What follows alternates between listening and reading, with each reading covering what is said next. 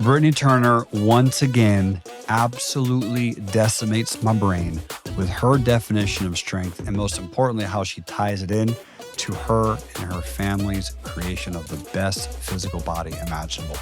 Tune in to hear her hacks on how she does it.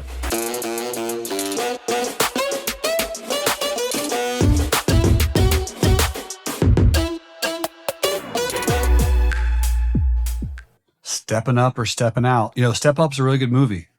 I don't know if you've seen it. I've not seen it. You haven't? But you know what I'm talking about. Is it It's a dancing movie where they like get into space? Step up. Are you going to step up? I need to watch that. Tonight. You need to watch it tonight. And all the other things you have going on tonight. But the real question I did have, though, truly, I mentioned in the last episode, stepping up does actually require strength. Yes. And courage. Britnie, what's your definition of that word? We've defined so many words and broke to Awoke.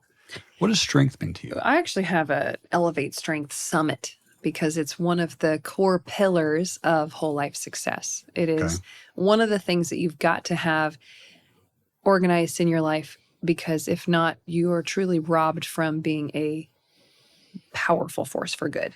So you've got to have a vision, which is dreams. You've got to have the wealth, which is abundance, to be able to provide for those dreams. You've got to have the physical body in shape enough or organized enough and planned enough, meaning you actually eat the food that's going to help you reach your destiny. You eat like you mean it.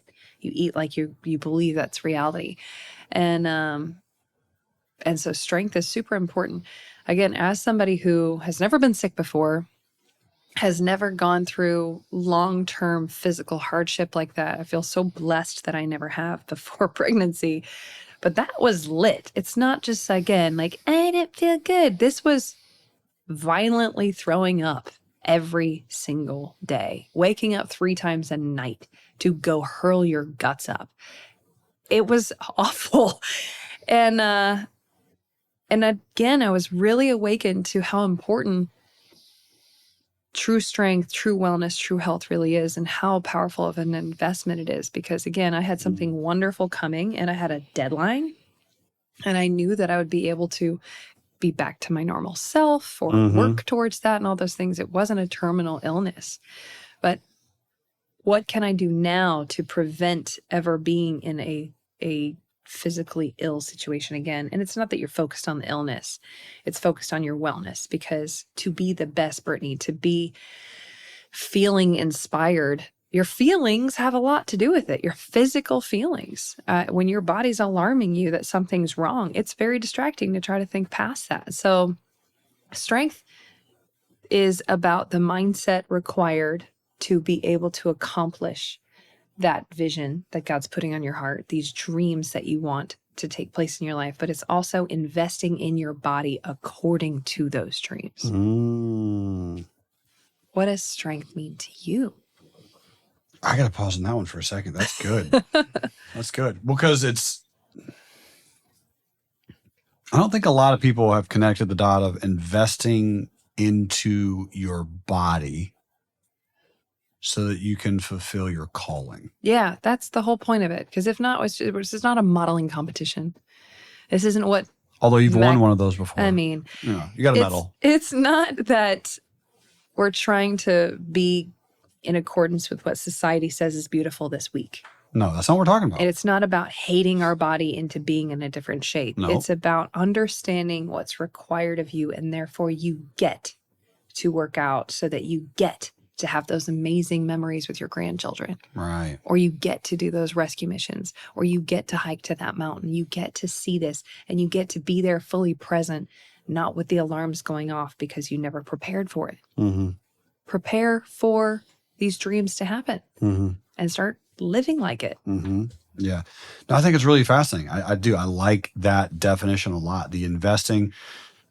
Because when you think about investing, I just don't think a lot of times my brain initially goes to, you can invest in your body. Yeah. And we've heard it a million times, right? Health is your biggest wealth. Yeah. Because when that's taken from you, nothing else matters. You're one of your main guys, right? Our buddy Christian hurt his neck really bad. Yeah. Right? Sleeping wrong.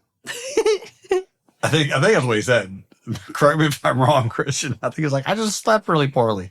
But he woke up and his neck was like toast. Aw. Right. And so you saw him the other day, he had to turn his whole body because he couldn't turn his neck. But for any of my friends who've had back pain, right, lower back pain or something is seized up, how quickly will that rob you of your joy? Like you're probably not bounding out of bed or running up and down the stairs because you're in pain. And when you're in pain and that stuff starts hitting you, everything is getting focused on that. And for a lot of individuals out there, there's people that definitely absolutely struggle with the awareness of that investing in their body, not necessarily because of money. It doesn't have to be because of money. It can be because of time or just research or knowledge. For example, I learned this recently, thanks to Andrew Huberman, Dr. Andrew Huberman. He said on one of his podcast episodes that one of the number one determining factors of how long you're going to live is your grip strength. Oh, really? Yeah. He's like, that's one of the number one determining factors of how long you're going to live is your grip strength. Yeah. What's the association? Well, the association, not necessarily like when you're 20, like, oh, you're not super strong. You have a strong grip, by the way. Your grip is fine. Now I'm paranoid. Now, see me walking around. Good. But the association is in your 50s or 60s, if you go to fall, can you grab onto something and hold yourself so you don't fall? That's it. That's simple. Okay. Right. And as you progress over time, same thing like if you and I go do a push-up or put our hands on the floor or something, like our fingers, like we can hold ourselves up. But as you get older, yes, those things will start to slowly deteriorate for sure. But if you can build up that muscle, you ever shaken the hand of like a World War II veteran or Vietnam veteran? And you're like, my guy, right? He's got like this like cinder block grip. And you're like, this dude. And then it turns out he's 85. And you're like, not surprised. Because they put a lot of time, they've invested into their body. Yeah. I think that's a really, really cool definition. I just liked it a lot. Yes. Investment. Well, you're paying for it now, you're paying for it later. You know, I've heard you can buy the more expensive food that's good for you, or you're going to spend that same amount of money in pills. Oh, interesting. And it's going to feel a lot worse. Interesting. It's absolutely an investment. And a lot of people starting their businesses are going to put their body last. They're going to grab whatever's around them. And this is something that I did too in the beginning. I didn't make time for it, didn't prioritize. But there really is better options nowadays. Everything from just buying some containers and meal prepping yourself one time a week. Just buy it in bulk, meal prep it, have healthy food available. A lot of times health is about what's around you. So how do you put something around you that's a good decision waiting to happen? Put good decisions around you so they're waiting to happen. Yeah, that's why I don't have any chips in my house. Access to this healthy food and or meal, ordering those meal prep companies. Yeah. Don't have candy around. Don't have junk around. Don't have alcohol around. Whatever it is that you create in your environment will be your environment. It's simple as that. Don't you dare bring peanut M&Ms into my house. I know. Peanut butter M&Ms are no weakness. Don't you do it. Double stuffed Oreos. Get away from me, Satan. Don't you bring those in my house. It's so good. So good. Dang it. Yeah. But again, we know, and it's like, I literally do not put those in my house. If I get it, I go to the store, I buy a little bit of a bag. I have an island. That's my snack. And there's no sugar allowed on the island. Yeah. And then keep them at bay. You were surrounded by water. So you have to swim to get to it. If it's not allowed on the island, I can't get it. Yeah. It's too hard to get to. So therefore I won't. I told somebody that they're like, you're so disciplined. I said, I have really good systems of discipline. And so you should all start thinking through what are the systems for discipline that are more powerful and structured than your will. Yeah. Because those M&Ms. Oh my gosh. They're so good. So good. Well, and here's the truth though. So when you mention investing into your body, well, you're going to love this money tip. I got to bring one up. Bring it up. That's why I gave me the nickname. J Money Newsom. You gave me the nickname. The Lord gave you the name. It came to me one day. Thank you. I heard it. J Money. He shall be renamed. Thank you.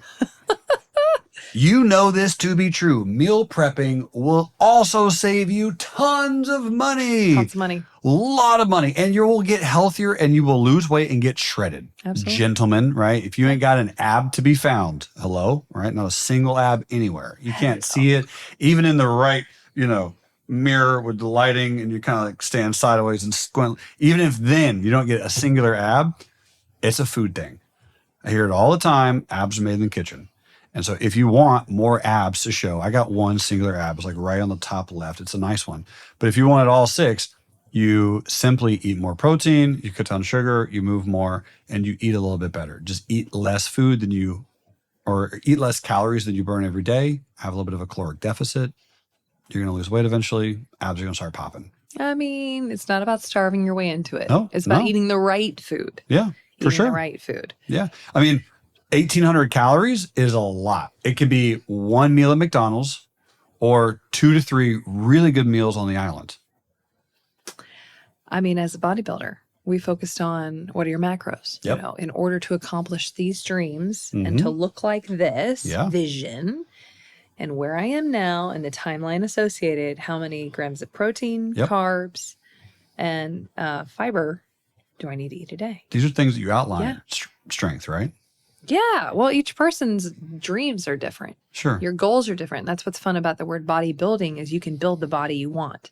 Can't really change your height, but you can grow shoulders. You can grow a butt. You can grow your calves. You can start shaping things through a little bit of intentionality. You can't grow your calves, okay? The calves are just ungrowable. It's important. So you can start again with the right plan and then the right system, you can turn into the vision that you have for yourself. But it takes some planning. How do you want to build that body? Building a body. That's the point. You're building a body. It's super fun to watch the changes. I like when you tell me these things because I've never taken those words and flipped them around. I've always just done bodybuilding, not like building a body. What's this? That's what it means. I got some. This is the first time for me. I got some explaining to do to you. This is the first time. I was like, oh, well, okay, that makes perfect sense. But yes, I realize this, right? Like you do have that capacity. And when you're spending money on going out, eating poorly, like you can save so much money just eating and meal prepping. Again, that's just an easy tip. And if you're not doing it, why? I messed it up though. It's protein, carbs, and fats. Yeah, that's what you said. Not fiber. I said fiber. Oh, you said fiber. Well, both are good. It's important to track those 3. Those are the top 3 to track. If you want to actually start shaping your body versus starving your way into something, which is the 1980s way to do things. No, you don't want to do that. Then I ate more than, it was so annoying. All you do all day is eat. Yeah. Just eat. It's intrusive. But you feel so good. You've got so much energy, clarity of mind, all this stuff because you don't have any junk or processed stuff in you. We're on a tangent. We're on a tangent. But the point is, how can you start to have that long-term vision for your life and then ask yourself, what do I have to do in order to physically be there and to be my best self? And if you need if you have some really amazing goals about helping a huge amount of people, let's say 1 billion people or millions of people, you might need a long runway to accomplish that goal. The only way to lengthen your runway is to buy yourself as much time as physically capable.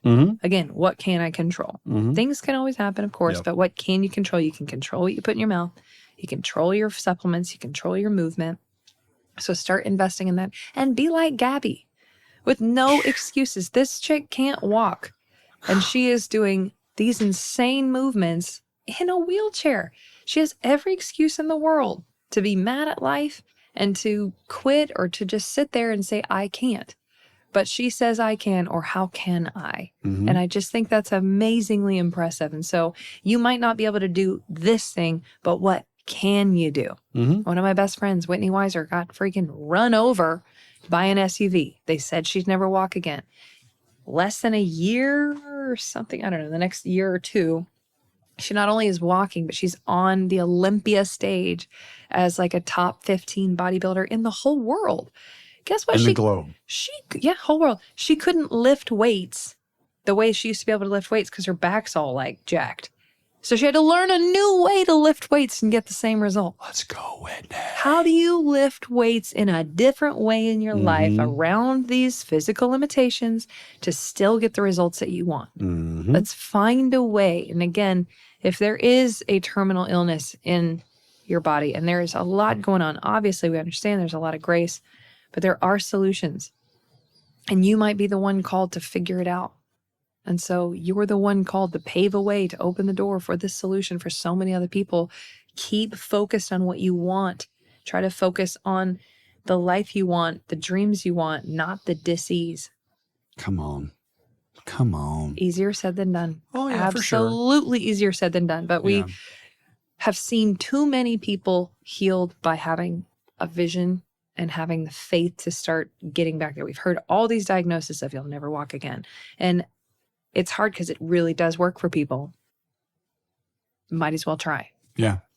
Yeah, you might as well try. I mean, the way I think about this a lot of times is the one that pushes me into that excellence is upgrading my DNA.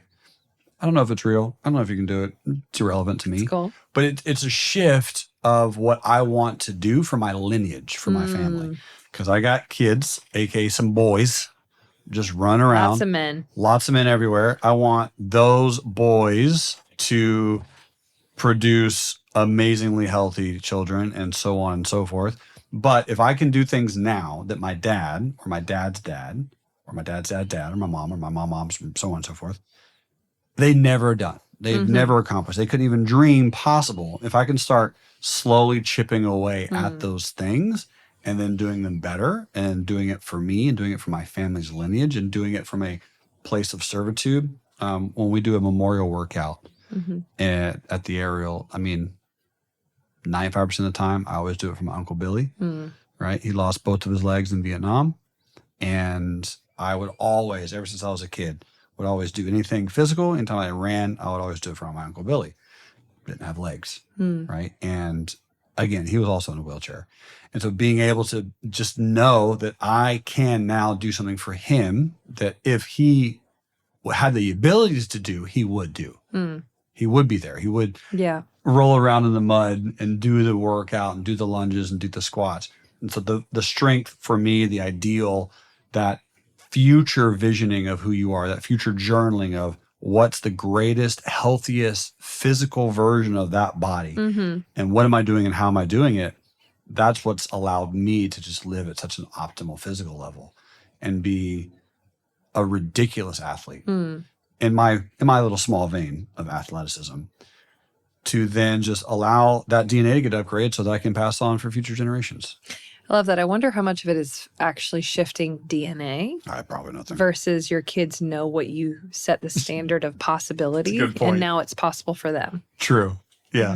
I like that interpretation. I think we should talk about more of that in the next episode. Okay. And we shall.